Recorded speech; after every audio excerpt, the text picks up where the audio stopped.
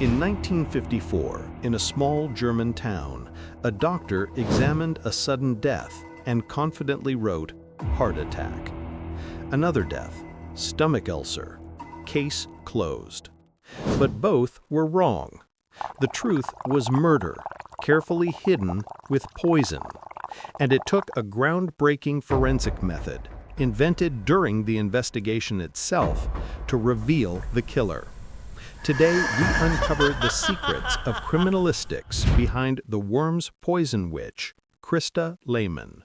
Stay with us, because each twist shows how forensics can catch even the most invisible crime. On Valentine's Day 1954, Christa Lehmann brought a gift to her friend Annie Hamann, 5 pralines. But one chocolate was different. It had been injected with E605, a pesticide invisible to the senses. Annie's mother, Eva Rue, declined it and placed it in the cupboard. The next day, Annie ate it, noticed the bitter taste, and spat it out. The family dog finished the rest. Minutes later, both Annie and the dog were dead. It looked like a tragedy until one detail caught the doctor's attention: the simultaneous death of the dog. That single observation was the first step of criminalistics in this case. Natural illness could kill Annie, but not Annie and the dog at the same time. That meant poison. But here's the mystery. Annie wasn't Christa's first victim. 2 others had already died, and doctors wrote them off as natural causes. How could forensics have been fooled? You'll see in a moment. Christa's husband, Carl, had died in 1952, convulsing in pain after breakfast. Doctors blamed a stomach ulcer. No autopsy, no suspicion. A year later, her father-in-law, Valentine, collapsed while cycling. Doctors said heart attack. Again, no autopsy. Christa used the same poison both times, but she relied on something powerful: medical plausibility. Carl already had stomach problems. Valentine was an older man. Doctors made reasonable diagnoses, and criminalistics wasn't applied. In the 1950s, routine forensic autopsies for sudden deaths weren't standard. That blind spot let Christa kill twice without leaving a trace. So why risk a third murder? And why change her method from simple food poisoning to the dramatic Valentine chocolate? The answer shows us how overconfidence creates mistakes that forensic science can exploit. Christa's friend's mother, Eva Rue, was openly suspicious of Christa. 2 sudden deaths in Christa's family had raised her doubts. To silence her, Christa prepared the Praline plot. But Eva refused the chocolate. Annie ate it instead. This time there was a witness, Eva herself. She saw her daughter collapse, remembered the poisoned gift, and told police. That testimony gave investigators something they never had before: a direct link between Christa and the death. Criminalistics now had a case, but to secure a conviction, investigators needed science, a way to prove the presence of poison no one had ever detected before. And here lies the real secret of this case.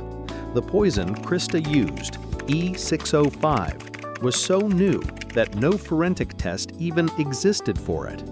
How did scientists prove it beyond doubt? This is where innovation changed forensic history. At the University of Mainz, Professor Kurt Wagner examined Annie's body. Standard toxicology searched for arsenic, cyanide, strychnine, all negative. Science had no method for E605. Then, during police interrogation, Christa confessed. She named the poison. That single word, E605, transformed the investigation. Wagner now had a target. He designed a chemical analysis from scratch, isolating traces of the pesticide from Annie's tissue. It worked. To confirm, investigators exhumed Carl and Valentine. Wagner's new method found E605 in both. What doctors once saw as natural illness was scientifically revealed as homicide. For the first time in history, E605 had been detected as a murder weapon. But the story didn't end in the lab. The courtroom turned this case into a national spectacle, and its consequences spread far beyond one woman. How could a single forensic case reshape both public health and chemical regulation? In September 1954, Christa faced trial in Mainz. Newspapers called her the Worms Poison Witch. The prosecution had two unbeatable weapons: her confession and Wagner's forensic proof. Within 2 days, she was sentenced to 3 life terms. But the impact reached beyond Christa. Publicity turned E605 into the infamous mother-in-law poison. Copycat cases appeared.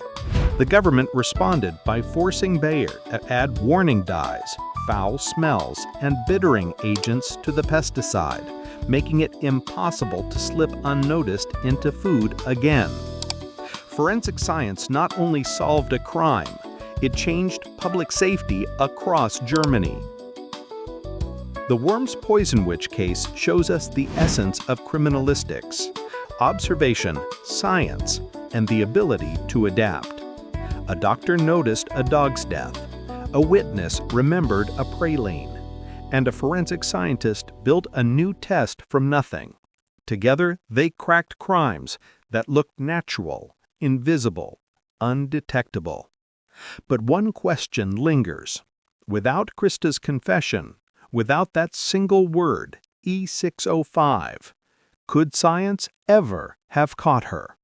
That is the haunting secret of this case.